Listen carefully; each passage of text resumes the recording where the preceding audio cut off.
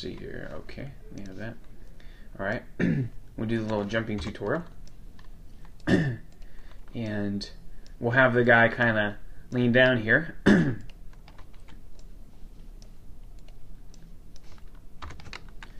Alright, this is going to be a really crappy animation here, but he's going to lean down.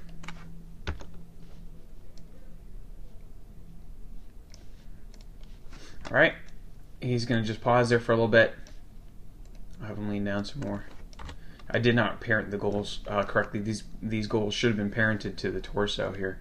Let's see if I can go ahead and do that and not mess things up. Let's go to parent, and no, let's not do it because I haven't named the bones here. I just did this for a quick and dirty thing. So he's going to go down, and then he's going to jump up way in the air. And so at this point, around frame 28 or so, let's have him leap in the air, and we'll have him spin over. Now, as you can see, we're going to want him to do kind of like a backflip or something.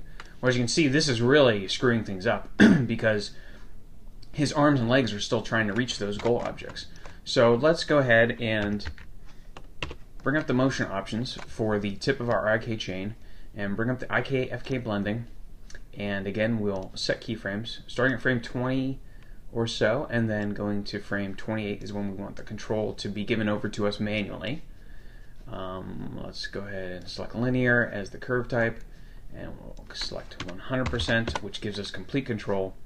I'm going to right click on, well, let's see, is that what I want? I want this to start at frame 20, go to frame 28. Okay, and I'm going to copy this channel because I want all these IK bones to do the same thing at the same time. So I'm going to right click and select copy, and then I will go to this bone and right click and paste, and then we'll do this one and right click and paste, and this one and right click and paste. Okay.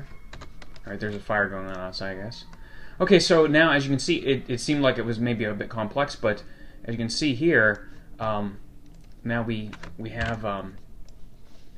have control. Now I forgot to do the orient trick that I showed you guys before. These foot objects are matching the orientation, or are matching this goal orientation. But for right now, I'm just going to leave that because this is just a demonstration I'm showing you here. So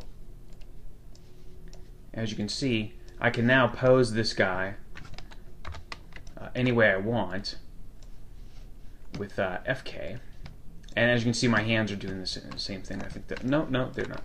All right, so now I'm able to animate him using FK or IK for the first part of the animation where he's bending down and his feet are on the ground. I'm able to do this here, and then when he goes up, and let's have him go over here.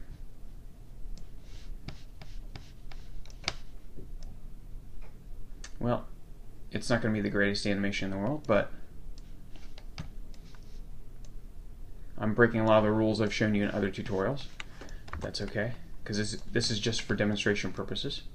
Alright, so on frame, so we want him to do a leap in the air, and then on frame 42 when he comes back down, we're going to want the IK to take over again. So let's go ahead and start selecting these, especially the feet first.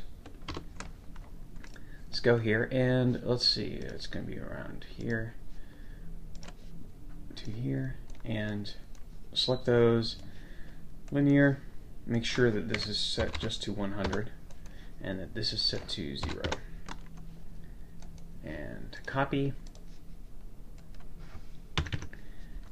and paste. I'm going to leave the arms the way they are. I don't need to animate them with IK again. And now we'll go to frame 48 or so, and now you'll see. Of course, he's shaking all around because I kind of messed up his animation. I wasn't really paying attention to the way I was animating things, and of course he's kind of flipping in the air because let's add quaternion booster to this bone here. That might help some of the flipping around problem that we had. Yep. Quaternion Booster, again, I've mentioned in other animations tutorials, will help that kind of weird flipping problem that you get when you have certain rotations. So now let's look at that. He leaps, and again, this is like horrible, quick and dirty animation. I didn't worry about the orientation of the feet or anything like that, and I didn't even try to animate this in any real kind of fashion that looks good. But as you can see how powerful this is. It's so easy to go from having the goal control the animation to having you control the animation manually when you need to. Let's have him kind of bob so that it looks like he's actually landing.